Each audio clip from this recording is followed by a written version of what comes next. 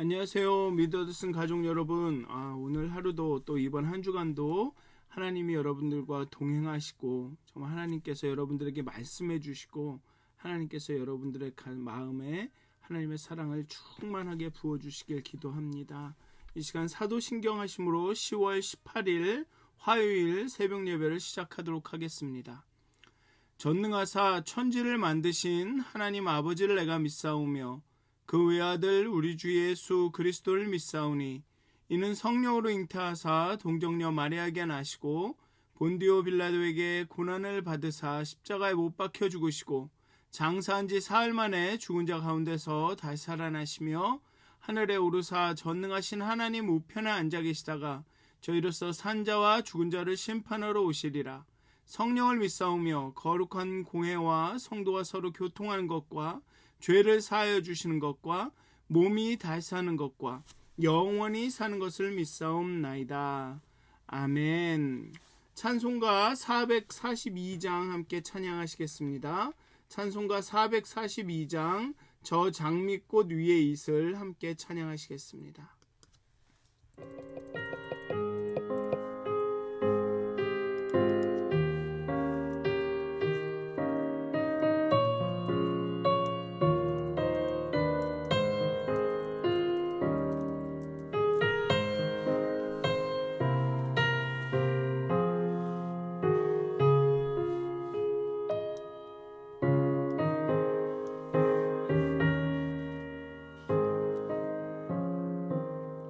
저 장미꽃 위에 있을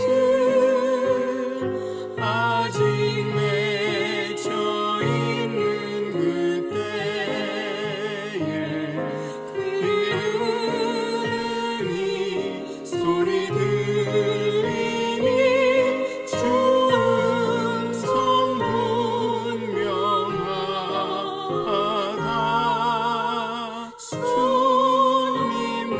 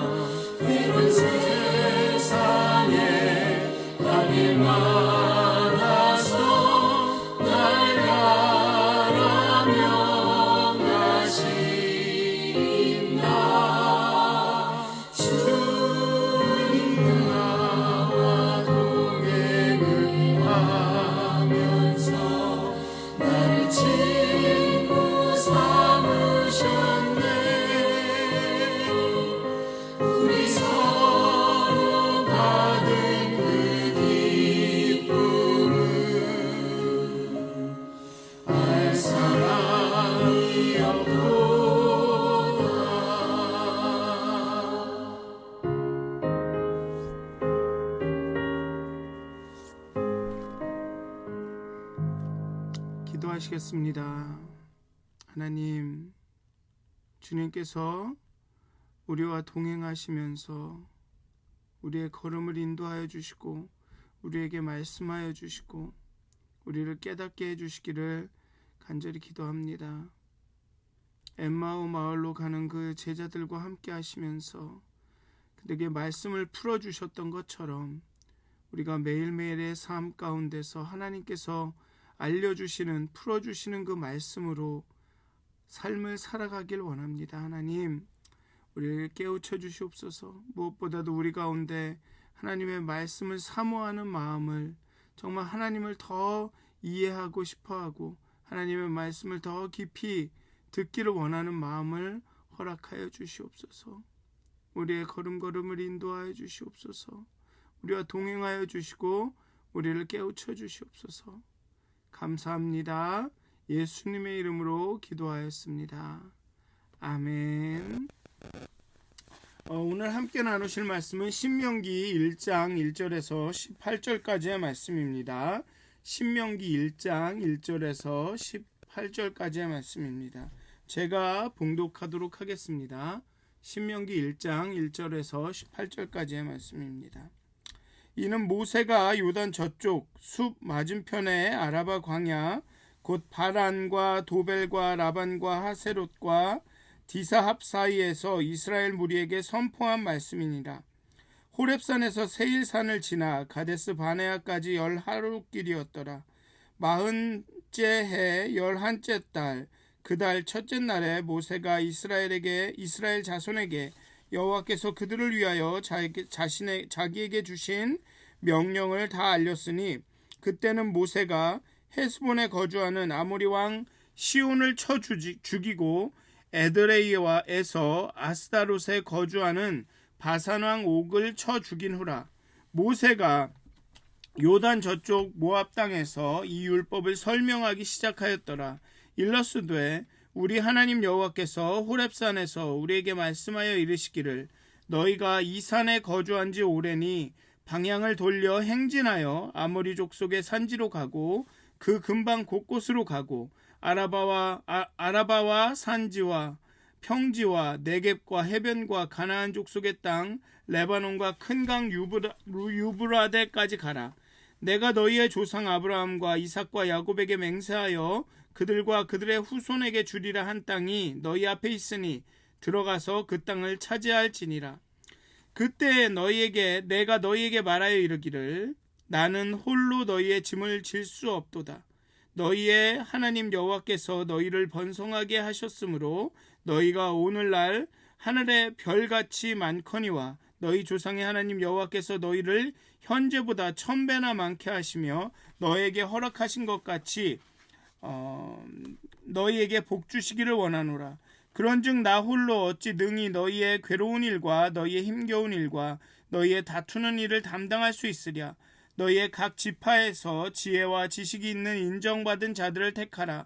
내가 그들을 세워 너희의 수령을 삼으리라 한즉 너희가 내게 대답하여 이르기를 당신의 말씀대로 하는 것이 좋다 하기에 내가 너희 지파의 수령으로 지혜가 있고 인정받는 자들을 취하여 너희의 수령을 삼되 곧 각 지파를 따라 1000부장과 100부장과 50부장과 10부장과 조장을 삼고 내가 그때 너희의 재판장들에게 명하여 이르기를 너희가 너희의 형제 중에서 송사를 들을 때 쌍방간에 공정히 판결할 것이며 그들 중에 있는 타국인에게도 그리할 것이라.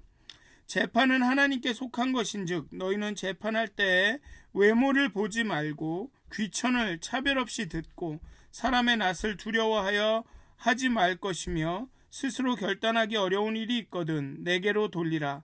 내가 들으리라 하였고 내가 너희의 행할 모든 일을 그때 너희에게 다 명령하였느니라. 아멘. 참 신명기를 이게 어떻게 시작을 해야 할지 참 고민이 있었습니다.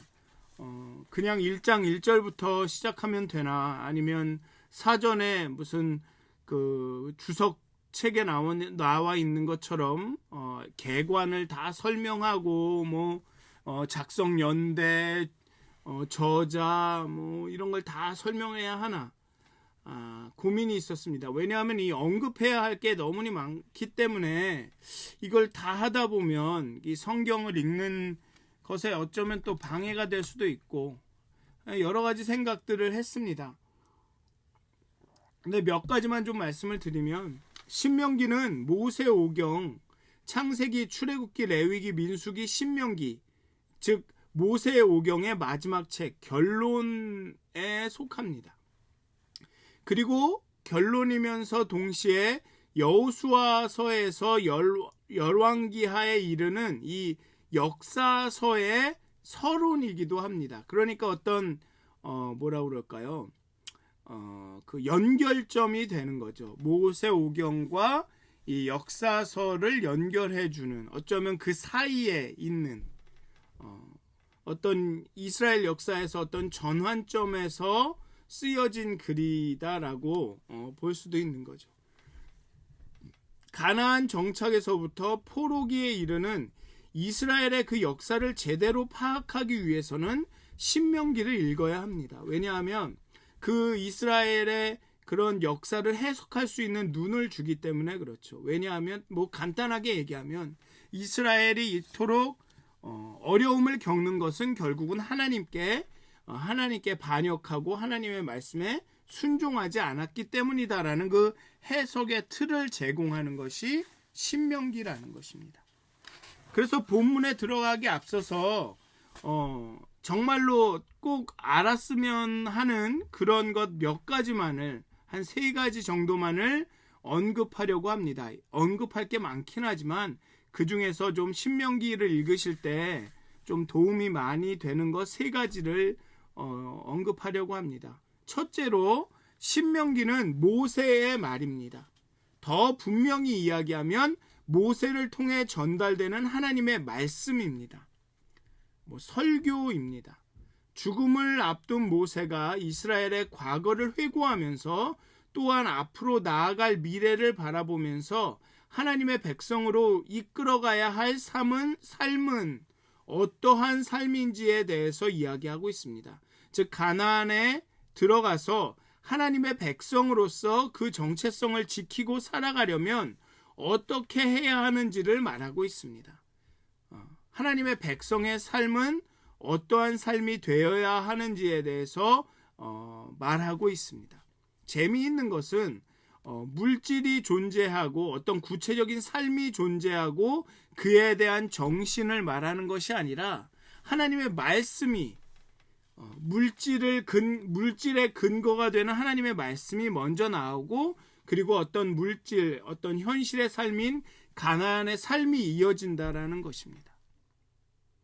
즉 가나안에서 삶은 하나님의 말씀에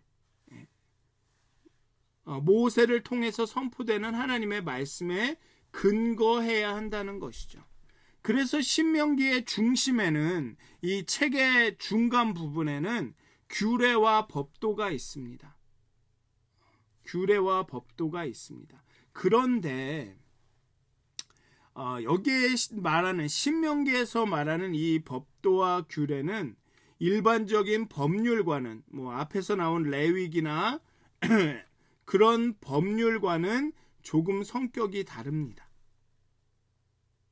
법률은 어기지 않고 지킬 때 준법 정신이 투철한 Law Abiding Citizen이라는 자격을 인정을 받습니다. 즉 그냥 내가 자격이 있으니까 법률을 지키는 게 아니라 법률을 잘 지켜야 너는 이 사회의 법을 잘 지키는 시리즌이다라는 인정을 받죠. 그런데 율법은 하나님의 은혜로 하나님의 선택하심으로 하나님의 백성이라는 자격을 얻은 사람에게 하나님의 언약 백성에게 걸맞는 생존 방식을 그런 삶의 구조로 표현한 것입니다. 즉 법률과 같은 구조로 표현한 것입니다. 즉 표면적으로 볼 때는 법률과 신명기에서 말하는 율법과의 구별과 차이가 있지 않습니다. 그렇지만 그 정신으로 볼 때는 다르다는 거죠. 율법은 하나님의 백성이 지켜야 할, 하나님의 백성으로 살아가야 할 삶의 양식입니다. 삶의 방식입니다. 하지만 법률은 지키지 않으면 벌을 받는 구속령이 있는 거죠. 이 법률을 지켜야만 이 사회에 적합한 사람이 되는 것입니다. 그런데 법률을 어기면 이 사회에 적합한 사람이 아니죠. 그런데 율법은 법률을 어겼을 때 그에 따른 책망과 심판이 뭐라 그러나요? 판단이 있습니다만 그것이 하나님의 백성이라는 정체성을, 즉 법률을 어기면 혼나기는 하지만 넌 이제 하나님의 아들이 아니야 라고 사회 부적응자야 라고 취급당하지는 않는다는 것입니다. 그러니까 약간 성격이 다릅니다. 신명기의 전체 성격은 그래서 종교적이기보다는 어떤 종교적인 규례, 종교적인 어떤 뭐랄까요, 이렇게 이런 것 저런 것을 따라야 한다, 이런 것을 쭉 늘어놓은 것이기보다는 좀 더 세속적입니다. 즉 생활 밀착적입니다. 종교적으로 이런 행동을 하고 삶에 가서는 괜찮아, 이런 어떤 그런 구분을, 종교와 삶을 구분한 그런 종교적인 법률이 아니라 생활 밀착적, 세속적이라는 것입니다. 삶에서 진짜로 어떻게 살아야 하는지에 더 초점을 맞춘다는 거죠. 그리고 제의적이기보다는 도덕적이며 즉 제사를 드릴 때 어떻게 하라라는, 레위기에는 그 예배 법이 많이 나오죠. 그런 약간 제의적이기보다는 굉장히 뭐라고 하나요? 제가 도덕적이다라는 거죠. 그래서 공의와 정의, 재판을 바르게 하라, 이런 말들이 많이 나옵니다. 오늘의 본문에도 마지막에 그렇게 나오죠. 또 종교 의례적이기보다는 사회적입니다. 뭐 제사장과 이렇게 대해라, 뭐 대제사장에는 이렇게 하라, 아니면은 종교적으로는 이런 것이 뭐 예의다, 이런 말을 하는 것이 아니라 사회적으로 사람들과 어떻게 그 인터랙션 하면서 상호작용하면서 살아가야 하는가, 여기에 초점이 더 많이 간다라는 것입니다.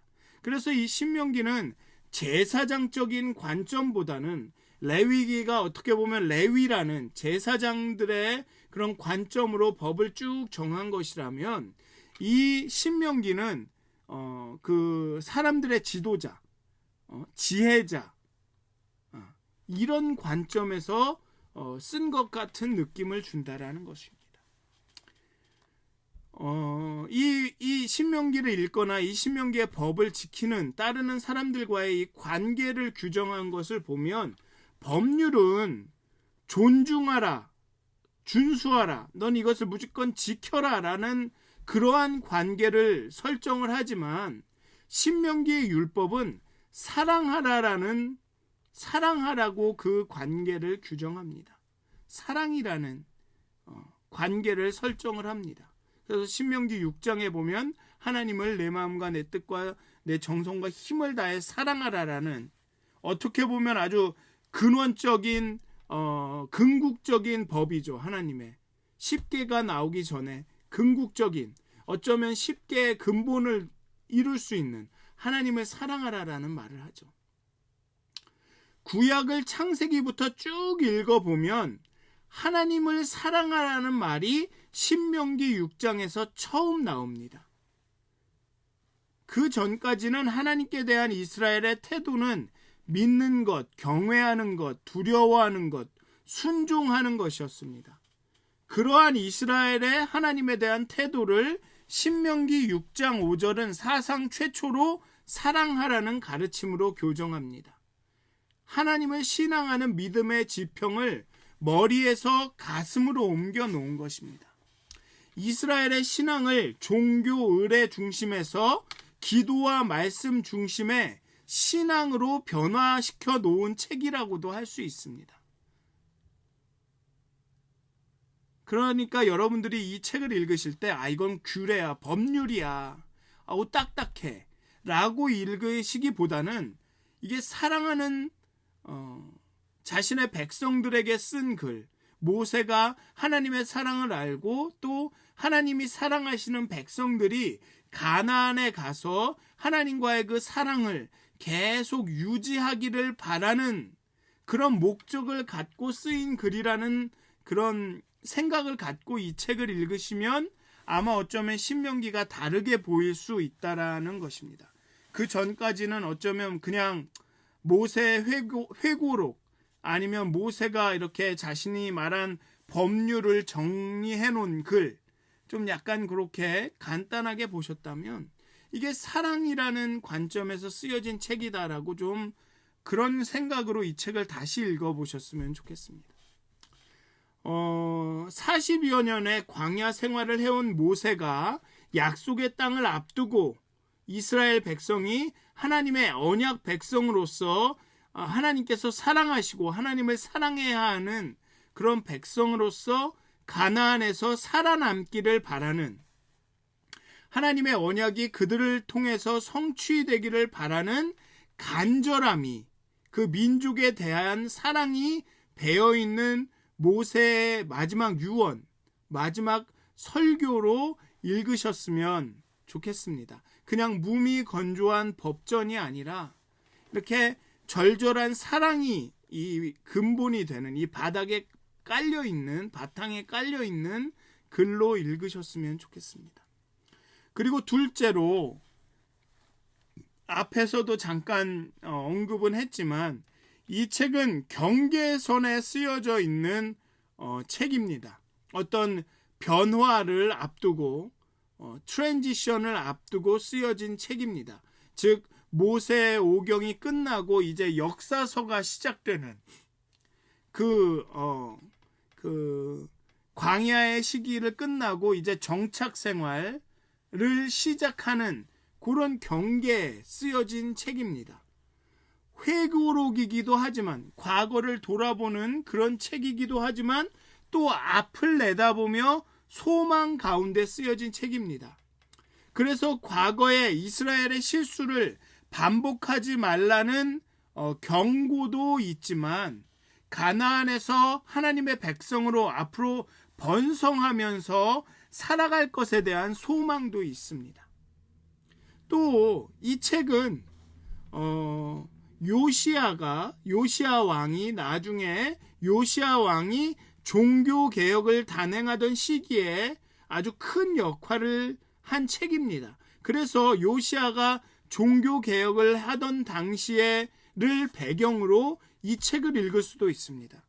과거의 왕들의 구습을 제거하고, 그 신명기 모세가 과거에 그 이스라엘의 실수를 기억하면서 하나님께 불순종하고 하나님의 말씀을 거역해서 그렇게 40년을 방황했다라는 그 회고를 보면서 과거의 왕들이 하나님께 불순종하고 하나님의 말씀을 거역했던 그런 구습을 제거하고, 즉 우상 숭배했던 그 우상의 숭배의 모든 흔적을 제거하고 이제 하나님의 나라를 세워나가는, 즉 가나안에 나가서 정착할 것들을, 하나님의 백성으로 살아갈 것들을 모세가 신명기에서 언급한 것처럼 요시야도 이 신명기를 읽으면서 앞으로 새로운 이제 하나님의 나라를 세워나가는 그런 요시야의 개혁의 근간이 됩니다.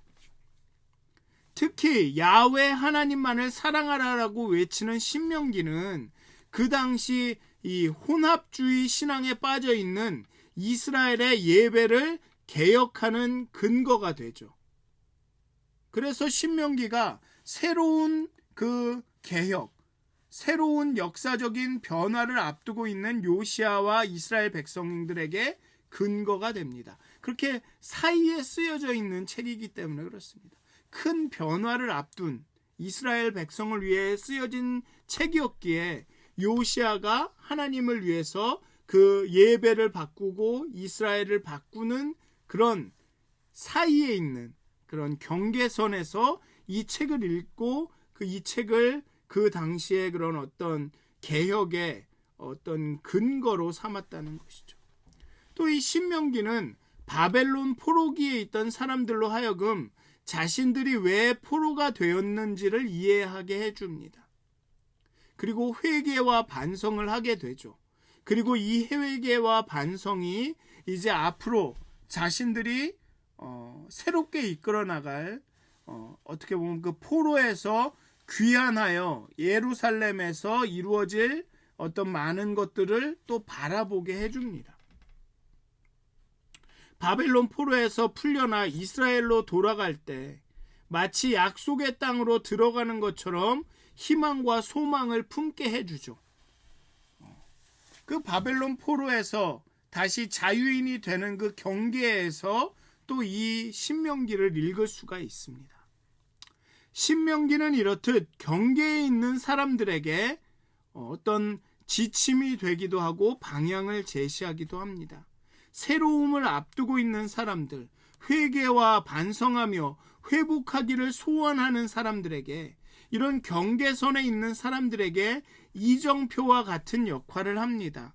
과거를 반성하며 새롭게 펼쳐질 앞날을 준비하게 하는 역할을 하죠. 이제 경계선을 지나서 새 날들로 나아가는 사람들에게 방향성을 제시합니다. 그게 신명기의 역할입니다.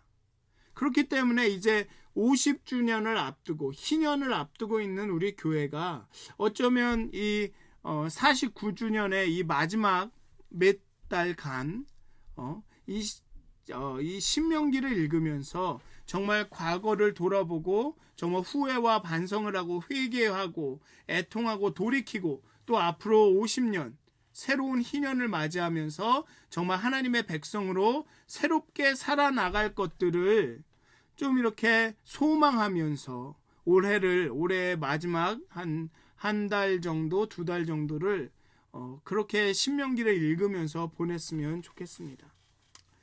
또 하나 마지막으로 이 신명기에 대해서 말씀드릴 것은 이 신명기를 본문을 이렇게 나누는, 본문을 어떤 의미의 이 덩어리로 이렇게 구성하는 여러 가지 방법이 있는데, 저는 제가 지금 말씀드리는 방법대로 그 본문을 좀 구성하고 나누고 그것에 따라서 이 새벽 예배를 인도하려고 합니다. 첫째로 첫 부분 1장부터 3장은 모세의 회고가 나옵니다. 1장부터 3장은 모세의 회고가 나옵니다. 그리고 4장은 설교가 나오죠. 예언자적인 설교가 나옵니다. 여기에서는 아마 과거를 회고했더니 너네들이 이런 잘못을 해서 이렇게 벌을 받은 것이다 라는 그런 설교가 나오겠죠. 그런 다음에 호렙산에서 하나님과 맺은 언약이 나옵니다. 5장부터 11장까지는 호렙산에서 맺은 언약이 나옵니다. 그리고 이 신명기의 중심인 12장에서 26장까지는 법전, 규례와 법도가 나옵니다. 그리고 다시 27장과 29장에는 모압에서 맺은 언약, 바로 이제 가나안에 입성하기 직전에 모압 평화에서 맺은 언약이 나옵니다. 그 법전, 그 규례와 법도 앞에서는 호렙산에서 맺은 언약이 나왔는데, 그 규례와 법도 다음에는 모압에서 맺은 언약이 나옵니다. 그리고 그 다음에 30장에는 예언자적 설교가 또 나옵니다. 앞부분에서 예언자적 설교가 나오는 것처럼 뒷부분에도 그렇게 30장에서 예언자적인 설교가 나오고, 그 다음에 이제 닫는 이야기로, 이 마지막으로 결론으로 모세의 전망이 나옵니다. 앞부분에는 모세의 회고로 시작을 했는데 이제는 모세의 전망이 나오죠. 앞으로 가나안에선 이렇게 될 것이다.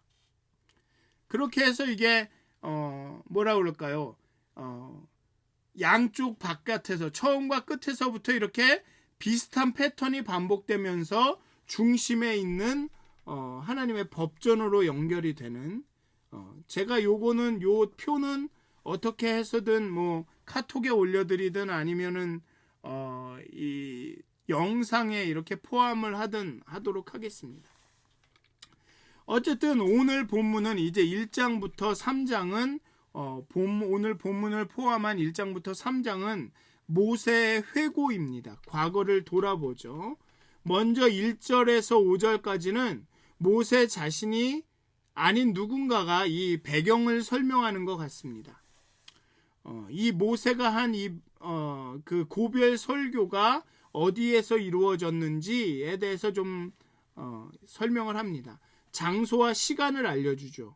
요단 저쪽 숲 맞은편이라고 합니다. 바란, 도벨, 라반, 하세롯, 디하삽 사이라고 합니다.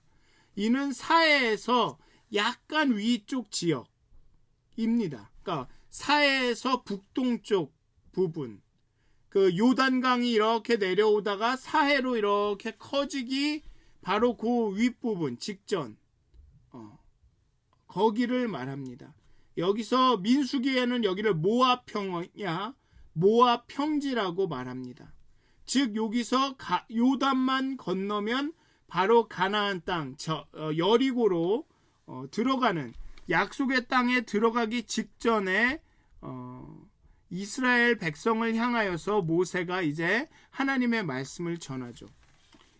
근데 시간도 나옵니다. 호렙산을 떠난 지 40년 11개월 첫째 날에 여호와가 자기에게 주신 명령을 다 이스라엘에게 이른다라고 말합니다.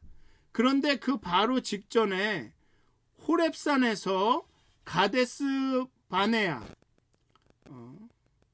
즉 사해 바로 밑에, 지금은 우리가 사해의 북동쪽에 있는데 가데스 바네아는 이 사해의 남쪽입니다.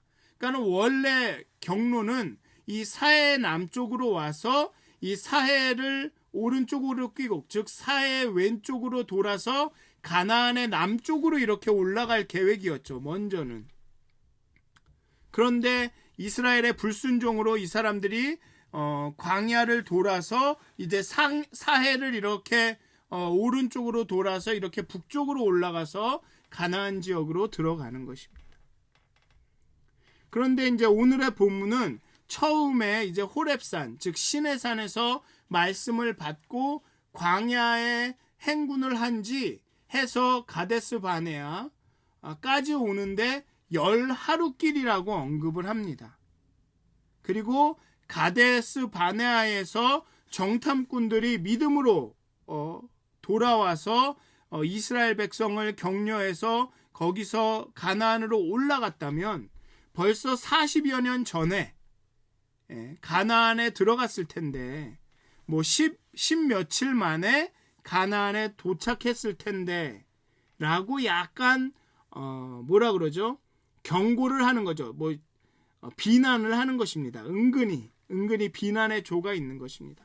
조상의 불신과 불충으로 인해서 이게 40년이나 걸렸다. 10며칠, 10며칠이면 갈 길을 이렇게 오래나 걸렸다라는 것을 우회적으로 언급함으로써 경고를 하고 있는 것이죠. 너네의 조상들은 지금 이 신명기를 읽고 있는 사람들에게 너희 조상들은 10며칠 길 갈 길을 불순종해서 40여 년이나 걸렸다. 그러니까 하나님께 불순종하지 말아라. 하나님을 거역하지 말아라.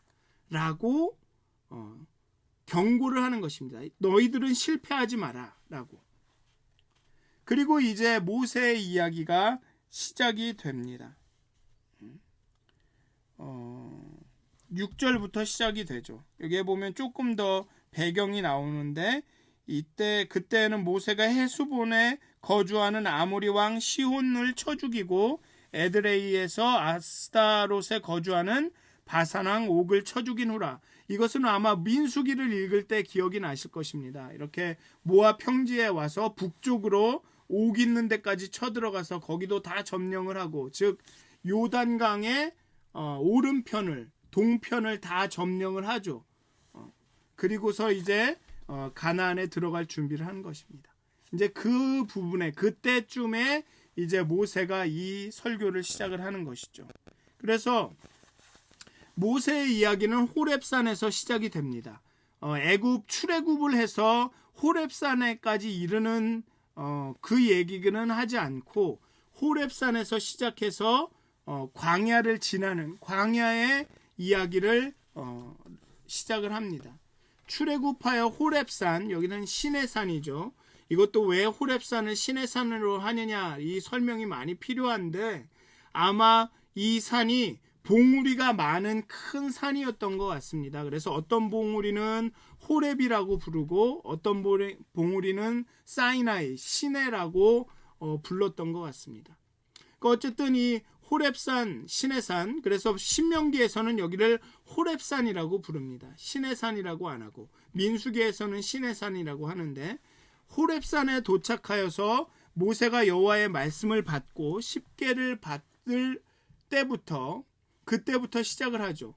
여호와가 모세와 이스라엘에게 이 산에 거주한 지 오래되었으니 이제 방향을 돌려 광야를 거쳐 가나안으로 나가라고 말합니다. 약속으로 주신 땅에 경계를 다 이야기하죠. 아브라함과 이삭과 야곱에게 맹세하여 그들과 그들의 후손에게 주리라 한 땅이 너희 앞에 있으니 그 땅을 차지하라고 합니다. 하나님의 명령은, 약속은 분명합니다. 이러한 큰 지경을 서쪽으로는 해변, 오른쪽으로는 유브라테강, 북쪽으로는 어디, 남쪽으로는 어디까지 이만큼 땅을 줄 테니 이것이 너에게 준 나의 땅이니 너희 조상에게 주리라 약속한 땅이니 가서 차지하라.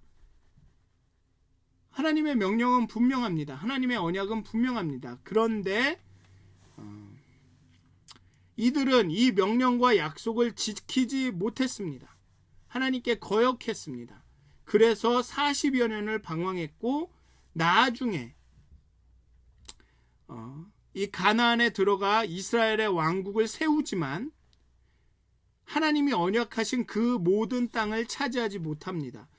민수기를 읽을 때 한번 언급을 했죠. 이스라엘 그 다윗 왕국이 갖고 있는 그 경계에서는 하나님께서 초기에 약속하신 그 땅보다는 작다라고 말씀을 드렸습니다. 지중해 해변도 사실은 다 주셨는데 결국 그 해변에 있던 블레셋 사람들을 쫓아내지 못했는지 아니면 쫓아내지 않았는지 모르겠지만 아마 쫓아내지 않았을 것입니다. 못한 게 아니라 쫓아내지 않았기 때문에 이 블레셋과 항상 싸움을 벌였죠. 이 하나님의 언약과 인간의 반응, 참여가 함께 일해야 하는데 이토록 인간의 불순종과 하나님의 뜻의 언약에 대한 거역이 이러한 결과를 나타낸 거죠. 하나님은 가나안에 들어가는 백성에게, 이스라엘 백성에게 헤렘의 전쟁을 명령하십니다. 즉 다 죽여라, 진멸하라라고 하는데 이런저런 이유로 가나안의 족속들, 가나안에 있는 민족들을 진멸하지 않습니다. 블레셋도 마찬가지고요. 모압도 그렇고 나중에 이 블레셋이랑 이 모압이 아주 이스라엘 역사에 아주 귀찮은 존재가 되죠. 하나님의 언약과 인간의 반응, 참여가 함께 일해야 합니다. 하나님이 이런 큰 언약을 주셨다고 해서 그 언약이 이루어질 것이지만 그 언약이 fully 그 언약 그대로 다 이루어지기 위해서는 우리가 순종이 필요하다라는 것입니다. 그 언약의 말씀에 순종하는 것이 필요하다라는 것이죠. 어쨌든 그렇게 그 호렙산을 떠나서 언약을 받고 그 호렙산을 떠나는 이야기가 시작이 됩니다. 그런데 호렙산을 떠나 광야를 지나다 보니 모세가 그 모든 것들을 통제하고 관리하기가 너무 힘듭니다. 그래서 지도자들을 세우는 이야기가 나옵니다. 나는 홀로 너희의 짐을 질 수 없다. 신명기는 한 번만 언급이 되지만 출애굽기, 민수기를 보면 3번에 걸쳐서 지도자를 선발합니다. 출애굽하고 얼마 되지 않아서 장인 이드로의 조언을 따라 1000부장, 100부장, 50부장, 10부장을 선발했고 또 호렙산에 도착한 후에 광야의 여정을 나서기 전에 각 지파별로 진영을 배치하고 지파장을 선임하였고 민수기 11장에서는 행정적인 체계를 정비해서 70명의 장로를 세워서 행정 법치 업무를 돕게 했습니다. 앞에 두 개는 약간 군사적인 목적의 지도자였고 나중에 70장로는 행정이나 법치 업무를 위한 그런 지도자를 선발하게 됩니다. 오늘의 본문에서도 보면 송사를 공정히 판결한 재판장들을 선임한 것을 언급합니다. 흥미로운 것은 내국인만 뿐만 아니라 외국인에게도 공정한 법 집행을 했다는 것이죠. 또 집중해야 할 것은 모세와 이스라엘은 하나님의 공의와 정의와 인의 자비가 공정한 재판을 통해 계시되고 드러난다고 간주했다는 것입니다. 재판은 하나님에게 속한 것이다 라고 말하고 있습니다. 재판은 하나님에게 속한 것인즉 너희는 재판할 때에 외모를 보지 말고 귀천을 차별 없이 듣고 사람의 낯을 두려워하지 말 것이며 스스로 결단하기 어려운 일이 있거든 내게로 돌리라. 외모나 신분이나 여론을 고려하지 말고 공정하게 재판하고 도저히 판결하기 어려운 것은 모세 자신에게 가져오라고 말합니다. 하나님의 인애와 공의와 정의, 자비는 공의로운 재판을 통해서 계시가 됩니다. 그래서 뒤에 선지서들을 쭉 보면 열왕기하 이후에 이스라엘이 점점점 쇠퇴해가는 과정을 보면 선지자들은 항상 이 위정자들의 잘못된 부분을 지적을 합니다. 너희의 재판이 굽었다. 너가 잘못 재판하고 있다. 공의롭지 못하다라는 것을 계속 지적을 하죠. 하나님의 공의와 인애와 자비를 보이지 않고 약한 자들을 약탈하고 가진 자들을 위해서 재판을 이롭게 적용한다 라고 진노하십니다. 하나님이 심판하시죠. 하나님의 공의와 정의와 인애의 자비는 의로운 재판을 통해서 나타난다라는 것입니다. 즉 다시 말하면 이스라엘 가나안에 정착할 이스라엘에게 말씀하시는 것은 단순히 너의 종교 생활과 이런 삶의 생활이 분리되어 있는 것이 아니라 나의 공의와 정의는 너의 삶을 다스리고 이렇게 재판하는 그 사법 체계 안에서도 나타나야 한다라는 것이죠. 그러니까 법은 법이고 하나님은 하나님이지 않다는 것입니다. 우리의 삶은 삶이고 하나님은 하나님이지 않다는 것입니다. 신명기의 정신은 거기에 있습니다. 이것은 사랑의 관계고 사랑은 교회 안과 밖이 종교와 그냥 일반의 삶이 구분될 수 없다는 것이죠. 하나님을 사랑하면 하나님이 사랑하시는 하나님의 백성이면 교회뿐만 아니라 종교 행동이나 종교 영역뿐만 아니라 삶의 영역에서도 하나님을 사랑하는 사람으로 살아야 되고 하나님이 사랑하시는 하나님의 백성으로 살아야 된다는 것입니다. 그러니까 하나님의 공의와 정의는 세상의 공의와 정의를 통해서 나타나야 된다는 것입니다. 그게 신명기의 정신입니다. 이것은 종교법이 아니란 얘기입니다. 그냥 교회 안에서만 지켜야 되는 법이 아니라는 것이죠. 마치 레위기는 교회 안에서 성전 안에서만 지키는 법 같은 느낌이 듭니다. 왜냐하면 예배와 그 제사에 대한 법이 너무 많아서 그렇죠. 하지만 신명기는 그렇지 않습니다. 신명기는 가나안에 정착해서 살아갈 사람들의 삶의 구조와 양식에 대한 법입니다. 오늘은 앞에 서론이 길어서 좀 길어졌지만 하여튼 신명기의 정신은 그것입니다. 사랑하는 사람을 위해 쓴 글. 사랑하는 사람이 정말 이방의 종교가 가득한 그런 곳에 가서 정말 자신의 하나님의 백성으로서 잘 살아가기를 원하는 자신의 백성을 사랑하는 하나님이 쓰신 글.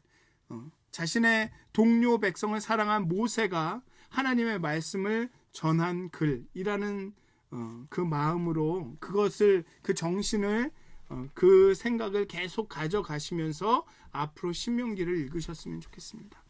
기도하시겠습니다. 하나님, 정말 우리가 신명기를 읽으면서 정말 우리의 옛날을 돌아보며 옛 구습을 버리고 이제 새로운 존재로서 하나님의 백성으로서 새롭게 시작하는 그런 마음을 가지고 이 신명기를 읽기 원합니다. 우리 교회도 이제 49년, 50년 또 다른 50년을 맞는 그런 과정에 그런 순간에 정말 새로움을 과거를 돌아보며 반성하고 회개하고 또 앞을 바라보면서 정말 소망하고 기대하는 그런 마음으로 이 신명기를 읽기를 원합니다. 정말 단순히 우린 종교를 위한 종교적 행위를 위한 종교 의례를 위한 법이 아니라 우리의 삶을 다스리시고 우리의 공적인 생활까지도 통제하시고 다스리시는 그 하나님을 기억하면서 이 책을 읽게 해 주시옵소서. 정말 하나님의 백성으로 살아가는 우리의 삶을 정말 다스리는 그런 법으로 이 신명기를 읽게 해 주시옵소서. 정말 하나님의 백성으로 살아가야 할 삶을 보여주는 책으로 이 신명기를 읽을 수 있도록 우리의 눈을 열어주시고 우리의 마음을 열어주시옵소서. 하나님 우리를 깨우쳐 주시옵소서. 감사합니다. 예수님의 이름으로 기도하였습니다. 아멘. 하늘에 계신 우리 아버지여, 이름이 거룩히 여김을 받으시오며 나라의 임하옵시며 뜻이 하늘에서 이루어진 것 같이 땅에서도 이루어지이다. 오늘 우리에게 일용할 양식을 주옵시고 우리가 우리에게 죄 지은 자를 사하여 준 것 같이 우리의 죄를 사하여 주옵시고 우리를 시험에 들게 하지 마옵시고 다만 악에서 구하옵소서. 나라와 권세와 영광이 아버지께 영원히 싸움나이다. 아멘. 오늘도 행복한 하루, 성령 충만한 하루 되시길 기도합니다.